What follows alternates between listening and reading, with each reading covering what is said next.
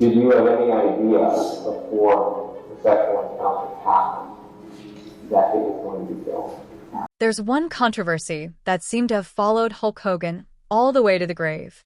A victim has finally spoken up about his actions years ago, and it's a revelation so explosive that it threatens his entire legacy. Let's dive right into it. The woman, the friendship, and the camera in the bedroom. In August of 2025, 19 days after the world had been told that Terry Gene Blee, the man that an entire generation of sports entertainment fans knew simply as Hulk Hogan, had died of cardiac arrest, a camera caught someone emerging into the Tampa sunlight. She wasn't doing anything sensational. She wasn't holding a press conference, walking a red carpet, or issuing a statement. She was wearing a sports bra and yoga pants, stopping at a convenience store, running an ordinary errand in what appeared to be an ordinary afternoon. And yet the cameras were there, the photos ran, the coverage followed. Because she was not an ordinary person, not in the eyes of the world that had been watching her for over a decade.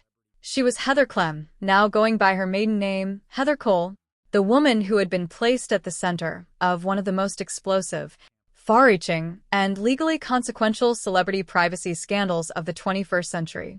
And the fact that her stepping outside was still considered a news event in 2025 told you everything you needed to know about the size and the persistence of the shadow cast by a hidden camera in a Tampa bedroom 18 years earlier. This is the story of that camera, of the friendship that made it possible, of the betrayal that made it dangerous, of the litigation that shook the entire foundation of internet media, and of the deeply personal wreckage that the whole thing left behind. Not just for the wrestling legend whose private moments were captured on it, but for the woman who testified she never wanted those moments recorded in the first place, and who has been followed by that story every single day since. This is the story of why even now that Hulk Hogan is gone, the Heather Clem controversy refuses to release its grip on his legacy. Not just as a footnote, not as a punchline, but as a genuinely defining chapter in the life of the most recognizable name in professional wrestling history. To understand how this all came to exist, you have to go back to the mid-2000s. Back to a time when Hulk Hogan was not simply a name, but an institution, a cultural monument built over 2 decades of championship reigns, WrestleMania headline events, film appearances, and the kind of icon status that very few athletes in any sport ever actually achieve. The bandana, the yellow tights, the cooped ear to the crowd, the leg drop. He had been doing this longer than some of his fans had been alive. But fame, as it has a habit of doing, had arrived with its own complications. His marriage to Linda Claridge, a 26-year partnership that had been the personal foundation beneath all that professional spectacle, was breaking down. Quietly at first, in the way that long marriages often do, and then in ways that were not quiet at all, playing out in tabloids, and eventually on a reality television show that was supposed to celebrate the family and instead documented its fracture. Hogan described himself during this period as a man in crisis, depressed, burnout, feeling despite everything he had built and everything he was recognized for, like his best years were behind him and the ground beneath his feet was giving way. It was in this state, vulnerable, isolated, and far from the invincible performer who had headlined the biggest events in wrestling history that the arrangement with Bubba began. Todd Clem. If you didn't know him from that name, you knew him as Bubba the Love Sponge, a Tampa area radio personality who had made his reputation on shock jock content and the kind of broadcasting that deliberately pushed at every boundary it could find. Bubba and Hogan had developed a genuine friendship over the course of the mid-2000s. The kind of closeness that happens between men who talk every day, who confide things they wouldn't say to anyone else, who treat each other as true friends and not just professional contacts. Bubba had a wife. Her name was Heather. And the Clem marriage, by all accounts that eventually surfaced in court, operated under a particular arrangement, an open marriage in which Heather had sexual relationships with other men, reportedly with Bubba's full knowledge and active encouragement as part of what was described as his alternative lifestyle. Heather herself told a very specific story about her role in all of this when she testified in a 2015 deposition that, was played publicly during the 2016 civil trial. She said that she had entered into the encounters with Hogan not out of any personal interest or desire, but because Bubba demanded it of her. She described her husband as manipulative. She said she had no prior interest in Hogan in a sexual context, and characterized the encounters as something engineered by a controlling husband who enjoyed recordings of her with other men as part of an arrangement he had constructed. She was not the architect of what happened. She was, by her own account, a participant in someone else's design. Hogan, for his part, did not immediately fall into this arrangement either. He had been propositioned by the couple on multiple occasions before any of the encounters took place. But at a low point in his life, feeling depressed, trusting them completely, and exhausted by the ongoing collapse of his marriage, he testified that he eventually gave up and gave in. He was not in a place where he had the will or the wherewithal to keep saying no. And Bubba was his best friend. You don't expect your best friend to be building a trap. The encounters took place over the course of July 2007. 3 separate sexual encounters, all at the Tampa home shared by Bubba and Heather. All captured on a hidden camera that Bubba had installed in the bedroom, ostensibly for security purposes, without Hogan's knowledge or consent. The court records confirm it. The unsealed transcripts from the 2016 trial confirm it. The depositions confirm it. Hulk Hogan had no idea a camera was running. He had no idea that his most private, most exposed, most vulnerable moments were being preserved on digital video that his best friend was burning onto DVDs and storing in a drawer. The first of the 3 encounters took place on July 3rd, running approximately 43 minutes in total. And what the tape captured wasn't just physical acts. It was a man coming apart at the seams. After the sexual encounter concluded, Hogan stayed. He showered. He talked.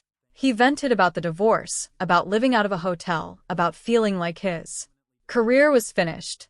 He was unguarded in the way you can only be unguarded when you believe absolutely no one is watching.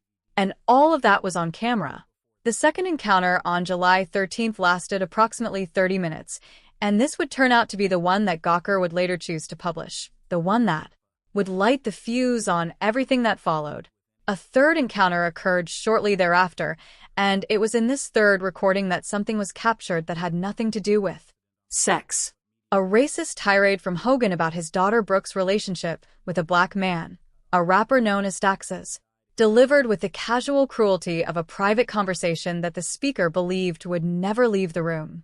That rant, embedded in a sex tape that the whole world would eventually learn about, would go on to cause professional damage far more severe than the sexual content itself. And then in the background of that same third tape, barely noticed amid everything else, Bubba and Heather were captured discussing the potential blackmail value of what they were sitting on. A detail that recontextualizes the entire arrangement. This was never just a recording made in a moment of poor judgment. There was an awareness of what it was worth. As for Heather's specific knowledge of the recordings, her testimony drew a careful line. She said she only found out that the Hogan encounters had been captured on camera weeks after the fact, when Bubba showed her the DVD. She was upset. She didn't watch all of it. She asked for the tape to be destroyed. The request was not honored. And so the DVDs sat in a drawer waiting for someone to make a decision. They waited for 5 years, and then in 2012, somebody did. The leak, and how the world came for Hulk Hogan. The thing about a secret when it's stored on a hard drive is that it doesn't stay a secret forever. It waits. It circulates in small ways at first. A photo here, a rumor there, and then one day it finds its way onto a screen that the entire world can see, and the waiting is over, and the damage begins. In 2012, stills from the recordings appeared on TMZ. Hogan moved quickly. He sued both Bubba and Heather for invasion of privacy, settling with Bubba for a reported $5,000 and an on-air apology, and reaching a private settlement with Heather as well. $5,000. Let that figure sit for a moment. For a recording made without consent, stored for 5 years, of the most famous professional wrestler who had ever lived at his most private and most vulnerable. $5,000 and an on-air apology.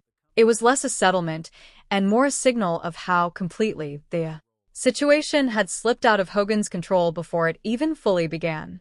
The private settlements, whatever they papered over, were rendered immediately irrelevant by what happened on October 4th, 2012. On that day, Gawker, at the time one of the most trafficked and most combative media outlets in the digital landscape, published an approximately 2-minute edited excerpt of a July 2nd, 2007 recording, including roughly 10 seconds of explicit sexual content. Their editor, AJ Delirio, posted it with the breezy, detached editorial sensibility that was Gawker's brand, claiming the footage had come from an anonymous source and arguing that Hogan, as a public figure who had openly discussed his sex life in interviews and appearances, had no reasonable expectation of privacy when it came to his actual sex life. Hogan's position was immediate and unambiguous. It was humiliating, non-consensual, and not remotely newsworthy. A court would eventually agree with him, but that was 4 years away. What the publication did to him in the immediate term was something that no court ruling could fully address. Hogan testified during the 2016 trial that the October 2012 Gawker publication had totally sabotaged him, flipped his world upside down, and left him unable to eat or sleep for extended periods. He said he felt completely humiliated, like he had become a different person entirely. Not the character, not the performer, but the actual human being underneath all of it. The thing that haunted him most was not the abstract violation of his privacy, but the concrete image he kept returning to. Young fans, children who had grown up watching him as their hero, who might now Google his name and find not WrestleMania highlights, not championship victories, but a 2-minute sex tape excerpt on a gossip website. The man who had spent his entire career being a hero to children now feared what those children would find when they looked him up. The damage extended well beyond his own emotional state. He had married Jennifer McDaniel in December 2010, a new beginning after the wreckage of the Linda divorce, and the 2012 Gawker publication arrived like a grenade into what was supposed to be his fresh start. Hogan testified and stated publicly, including in appearances on The Howard Stern Show, that the tape release rattled Jennifer to the point where she suffered nightmares. He said it had completely flipped his new life and his new role upside down. And he linked the ongoing fallout explicitly to the strain it placed on that marriage, a marriage that would itself eventually end in 2021. The lawsuit filed in Florida State Court after a federal court dismissed it on jurisdictional grounds became one of the most remarkable legal proceedings involving a celebrity in modern memory. The 2016 Pinellas County trial put on the eye. The trial brought everything into the open. Hulk Hogan gave emotional testimony, describing the recordings as a devastating betrayal that came during one of the lowest points of his life. Gawker argued he had no reasonable expectation of privacy because of his public persona, while Hogan countered with the idea of kayfabe, that the character he portrayed publicly was not the same as the private individual whose most personal moments had been exposed. The case took another turn when it was revealed that Peter Thiel had secretly funded Hogan's lawsuit. When the verdict came in 2016, the jury awarded roughly $140 million in damages. Gawker filed for bankruptcy soon after and ultimately settled for $31 million, shutting down the site. It became a landmark moment in media law, raising lasting questions about privacy, consent, and the limits of what can be published about public figures. But the legal victory didn't close the chapter. Separate leaked transcripts from the same recordings, containing racist remarks, triggered immediate fallout. WWE cut ties with Hogan in 2015, removing him from programming and distancing itself from his legacy. Although he was reinstated years later, the damage lingered, and public reactions to his appearances remained mixed.